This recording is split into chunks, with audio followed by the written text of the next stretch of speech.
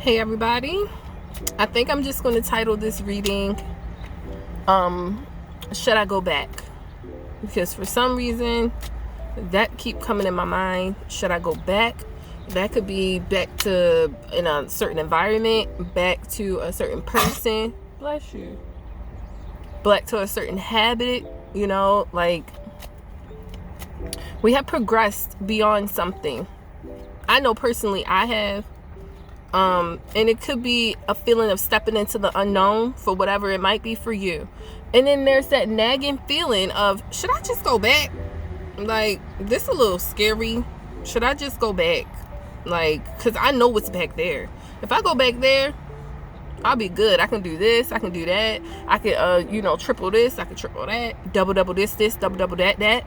But moving into the unknown, you don't know how everything's gonna work out, and that's the scary part. That's the part that's upsetting. That's the part that can be upsetting. It shouldn't be, because all it is just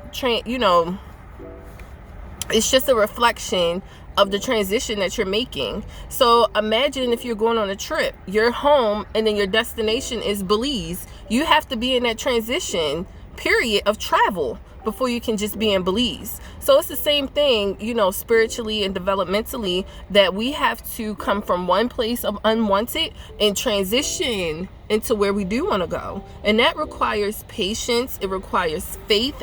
It requires, organization. It requires a lot, discipline, and that can be a little nerve-wracking when you're coming from a comfort place that didn't require the same level of input that we're going towards now, So I do want to see any guidance or any information that would be pertinent for us during this time of deciding of whether or not we should go back. Thank you very much, Spirit. Thank you very much, God. Thank you very much, Jesus, for all of this information coming through. And any information that you get from anybody, you should take it back to God, take it back to Jesus, and make sure that you are confirming that this means anything to you, that it's value to you. Or even if it's not value, go talk to him and he'll let you know if it is or not. Don't just listen to me. Don't just listen to anybody but yourself and God, because only you and God can co-create the existence that you are trying to live in. I don't know what your goal is. I'm pretty sure you might not even know what your goal is, but who does? God. So confirm and confer and conference with him, and make sure that we're heading in the right path. So we have 3 cards come out already. So we have King of Cups, Queen of Cups, King of Pentacles. So first off out the bat, we have a whole bunch of court cards. We have a whole bunch of kings and queens. That means we are standing in our power. We have more authority in this situation than we have, than we think.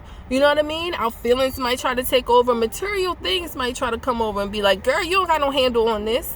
Boy, you don't know what you're doing. But that's not valid. That's not true. With the King of Pentacles and the King of Cups coming out, is showing that you have an understanding of how you feel and how you need to get there. You just need to materially put the action into that. Put action into it. Because we don't have wands. We just have, you see a vision for where you're trying to go, and you're able to materialize it. You are able to, bring that about. And it's a stable idea, stable place, stable person. It's just taking you to take that next action to make sure that y'all pair up. Now and that could be with anything, with your goals, your ideas, anything, you need to pair up with that. So that's why we have the King and Queen of Cups.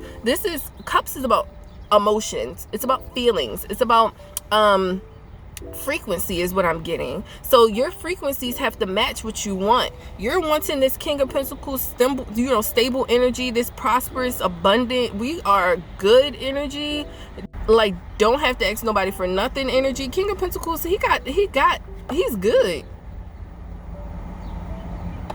In order for you to get to that energy that you feel like you're going to be in a great, good, stable place so you don't have to depend on nobody for nothing, you have to match the frequency of what you're asking for. If you want to have more time to be able to go do yoga, make sure that you're incorporating yoga into your daily routine now. So like if you feel as though you'd rather do yoga at the park, do yoga at home.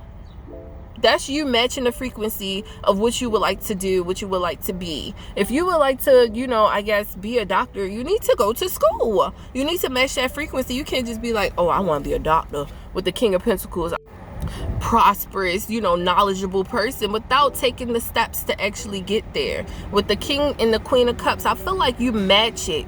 You match what you want emotionally. Now we need to make sure that those actions are cemented in your awareness, in your mind, in your reality, so that you could be walking in this tangible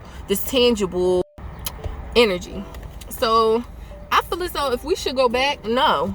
With the Two of Cups at the bottom of the deck, Two of Cups is about partnerships. It's about connections. It's about you and pairing up with things that match and matter to you, So yes, Spirit, God, confirmed with him, is letting me know that we need to partner up with new energy, with new opportunities that are going to bring us in the stability that we're looking for. You cannot keep linking up and connecting with things that do not match the frequency that you want to create in your life. If you know you want peace, why are you around chaos? If you know you want love, why are you around hate? I mean, our energy can transform, but at the same time, you don't want to be around energy that can be to your detriment. While you're being light, don't let the dark smother you. Continue to be your light, but sometimes certain environments don't deserve to have your light anymore. People, places, things, ideas, mindsets, even yourself, your old self, matter of fact, your new self, do not deserve your old self. That makes sense? So the old things you used to do, the old things you used to settle for that you think were good, and now you're like, I don't like the results that this is giving me. Yeah, that version of your new self don't deserve that old one that accepted anything, that accepted bare minimum, that accepted, things that were not in alignment, I feel like what's coming in is what is in alignment. And I'm going to get one for advice. What advice do we have for the collective? What advice could we use? Oh, I'm gonna take this one. King of Swords. More court cards, more court authoritative energy. And with the swords, that's more mental. Get out of your head is what I'm feeling. And then they have the Ace of Wands at the bottom of the deck. It's upside down. I don't really do reversals, but it's upside down right now, so I'm gonna reference it. So you up in your head is preventing you from taking action on that step that needs to be taken. Ace is 1. Step 1. I'm hearing Drew Hill. No, not Drew Hill. Brian McKnight. 1. Live and they don't do that, and it's done.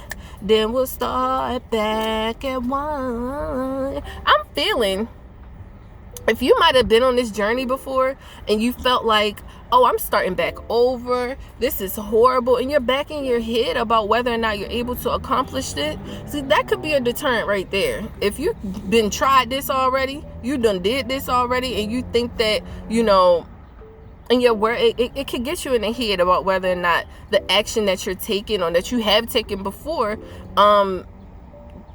okay, so say if you had a goal of opening up your own business, and then you started taking steps and actions, and then for some reason the business didn't work out. So now you're revisiting the same idea, and it's like, well, that first step I took didn't work out, so I don't know. So I feel like with that song that came to reference, it's like you could always start back over at 1 and then keep walking until you progress on those steps. So anytime that you feel like something not working out, you could always start over with a brand new idea. It's all about figuring out what key goes to the lock, especially if you have this lock and I'm picturing like an escape room. You want to get into this treasure chest. All your dreams, all your capabilities, everything that you want is in that treasure box. You just got to find the right key. So if just that's in regards to promoting, that's in regards to promoting to Instagram versus YT, promoting to friends versus family, promoting to strangers, because they be coming through more so than people that you already knew. But besides the point, it's just different ways to figure out the goal, and you just have to stay focused and make sure that you're putting in the actions, because we got no wands.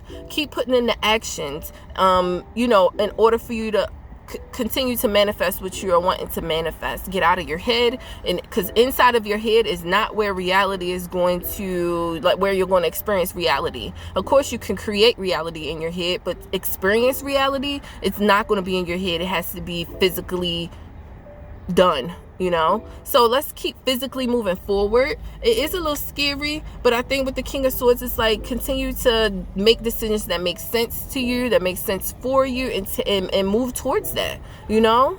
Don't get stuck up in your head and limit yourself on your capabilities to be able to execute your plans.